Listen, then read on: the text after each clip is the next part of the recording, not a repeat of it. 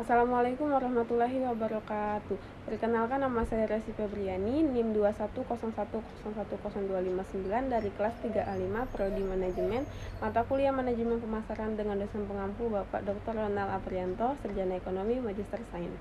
Di sini saya akan menjelaskan laporan hasil survei demi untuk memenuhi tugas ujian akhir semester. Baiklah, yang pertama saya akan menjelaskan analisis perbandingan kualitas produk makanan kue tiaw dengan pengaruh terhadap kepuasan pembeli. Yang pertama, pendahuluan. Kualitas produk merupakan salah satu kunci persaingan di antara pelaku usaha yang ditawarkan kepada konsumen. Konsumen selalu ingin mendapatkan produk yang berkualitas sesuai dengan harga yang dibayarkan.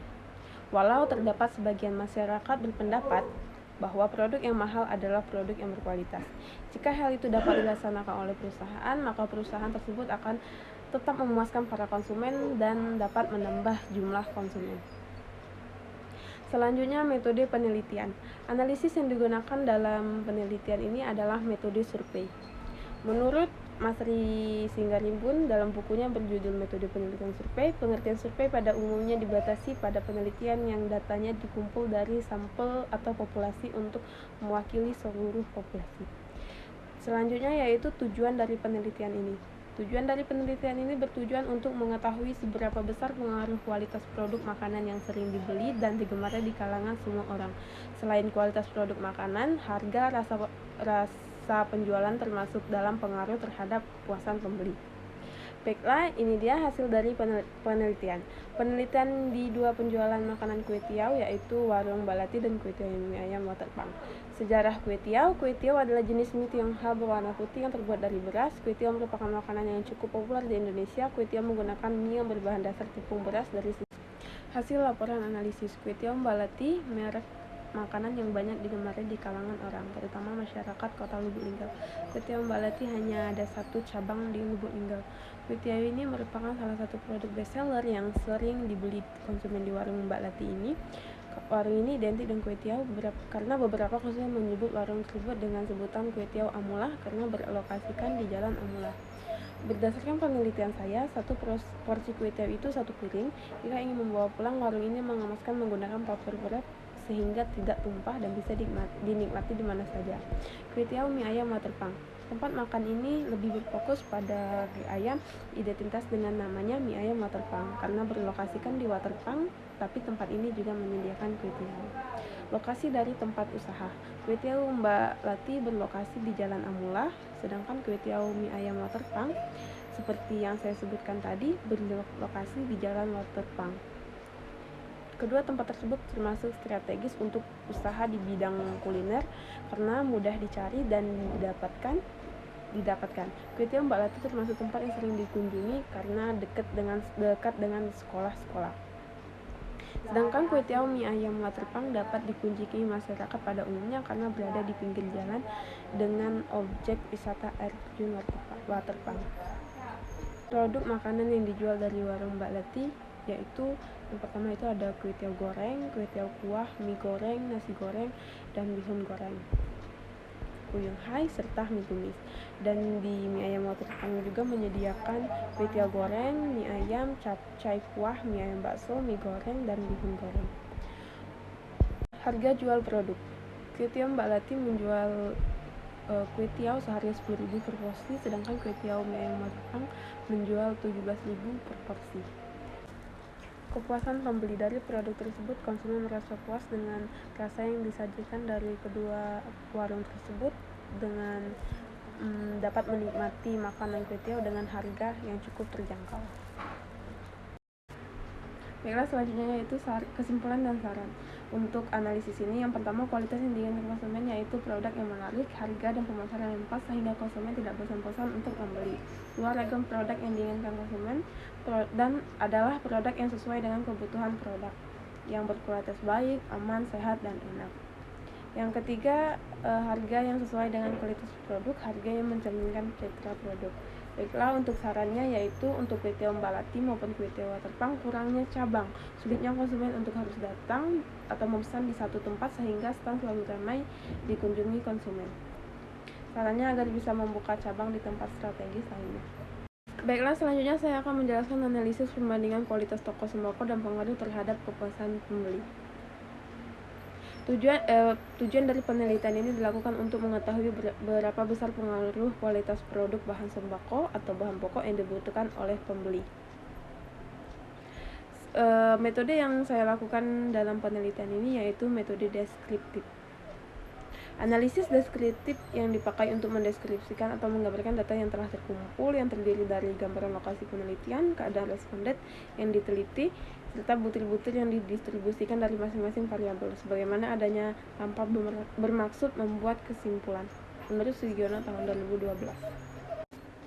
Baiklah, hasil dari penelitian ini toko Delopa berdiri pada tahun 2020, sedangkan toko Suratman, menurut informasi yang saya dapatkan, pemilik toko ini kurang mengetahui pasti kapan toko ini berdiri.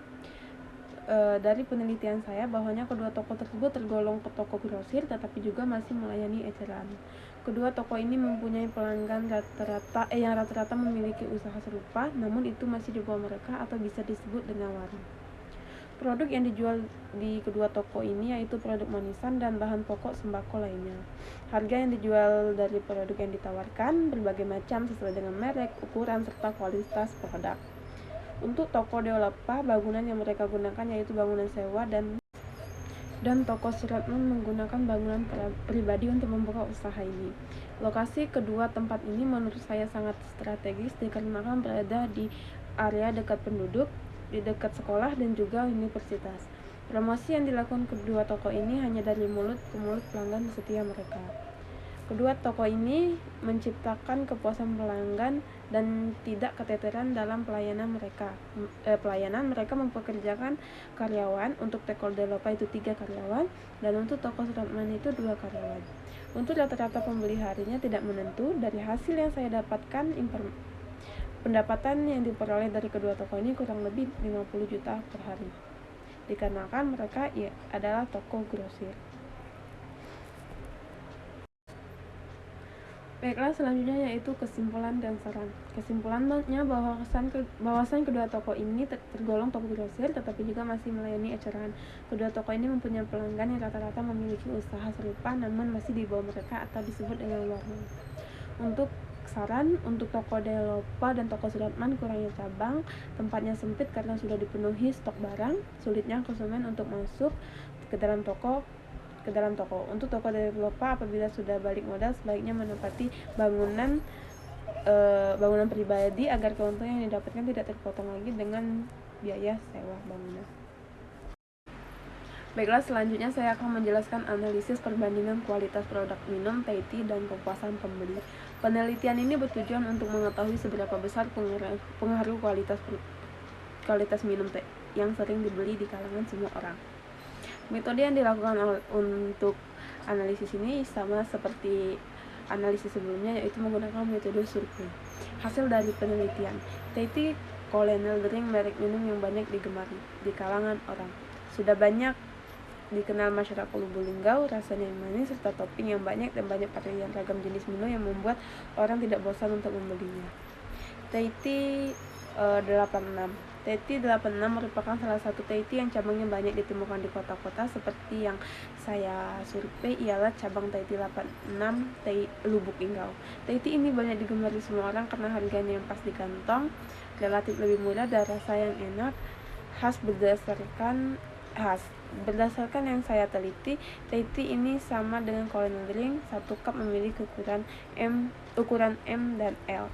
Ragam produk. Di Colonel drink, menu yang tersedia di teh tea Colonel drink ini beragam, ada 31 varian rasa yang berbeda di Colonel drink. Colonel drink juga tersedia topping tambahan dicampur di minumannya. Ada salah satu bubble dan puding. Menu favorit yang sering dibeli konsumen atau menu bestseller yaitu teh tea original dan coklat. Ragam produk untuk teh tea 86. Tidak banyak ragam produk Colonel di teh tea ini, hanya beberapa menu saja tersedia, ada 16 varian. Walaupun ragam tidak sebanyak Colonel drink, masih banyak konsumen yang menyukai teh tea ini. Perbandingan harga dapat dilihat bahwa teh tea 86 lebih murah jika dibandingkan dengan Colonel drink. Teh tea original Colonel drink harganya 15.000 menggunakan topping, sedangkan harga Tahiti 86, harganya 13.000 jika menggunakan topping. Namun keduanya tetap favorit konsumen, tergantung selera konsumen. Baiklah, selanjutnya strategi pemasaran. Selain ke lokasi pembeli langsung, banyak cara pemasaran. Salah satunya memanfaatkan teknologi, yaitu pemesanan melalui media online, yaitu lewat Grab atau Gojek. Kedua produk ini sudah memanfaatkan teknologi secara cermat sehingga memudahkan konsumen untuk membeli produk tanpa harus datang ke lokasi atau ke toko. Selanjutnya yaitu kesimpulan dari kualitas yang diinginkan konsumen, yaitu produk yang menarik, harga dan pemasaran yang pas sehingga konsumen tidak bosan untuk membeli produk. Sarannya untuk colonial drink, kurangnya cabang, sulitnya konsumen harus datang untuk memesan satu tempat sehingga stand selalu ramai di kunjungan konsumen. Baiklah, terima kasih. Itu saja ketiga laporan survei yang dapat saya sampaikan dan saya jelaskan. Lebih kurangnya saya minta maaf. Kepada Allah saya memohon ampun. Saya akhiri. Wassalamualaikum warahmatullahi wabarakatuh.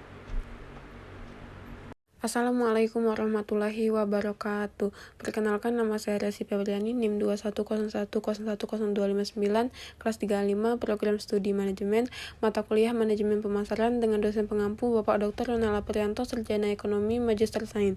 Tugas ini dibuat untuk memenuhi ujian akhir semester. Baiklah, pada video kali ini saya akan menjelaskan keterkaitan Blackpink pada iklan produk Oreo dalam STP. Oreo adalah merek dagang jenis cookies yang terdiri dari 2 biskuit dengan isian krim di tengahnya. Oreo pertama kali diperkenalkan pada 16 Maret 1912. Dan ini Blackpink. Hi, this is Blackpink. Blackpink adalah penyanyi girl group asal Korea Selatan. Pelantun lagu hits Dudu-Dudu ini bukan tanpa alasan digait menjadi model untuk produk Oreo, Blackpink. Para anggota Blackpink yang cantik dan multitalent terdiri dari Jisoo, Jennie, Rose, dan Lisa telah berhasil sukses di bidang musik and fashion. Menurut saya, Oreo telah tepat memilih Blackpink sebagai model mereka dengan melihat kepopuleran Blackpink yang dapat mempengaruhi untuk produk ini. Baiklah, di sini saya akan menjelaskan keterkaitan Blackpink sebagai ambasador untuk Oreo dalam konteks STP. Pada dasarnya, STP digunakan untuk memposisikan suatu merek kepada konsumen dengan sedemikian rupa.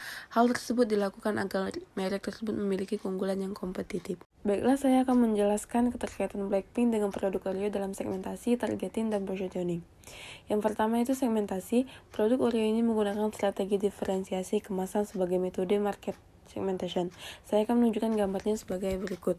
Diferensiasi kemasan segmentasi Oreo terkait public figure yaitu Blackpink. Oreo mengeluarkan pack kemasan yang berbeda yang terdiri dari harga yang berbeda juga. Yang multipack itu seharga 16.500, yang Blackpink Vanilla Cream kemasan warna biru berukuran 119,6 gram itu seharga 9.700, dan Oreo Blackpink Cookies kemasan warna pink berukuran 123, gram itu seharga 9.900. Demografis. Berdasarkan umur, Oreo dapat dikonsumsikan oleh kalangan anak-anak dan remaja karena produk ini jenis cookies manis. Sebelum Blackpink menjadi bintang iklan terbaru Oreo dulu pernah membintangi anak-anak untuk produk iklan mereka, yang dimana produk ini memiliki arti yang menciptakan persahabatan, kerukunan, persatuan, dan menghilangkan permusuhan.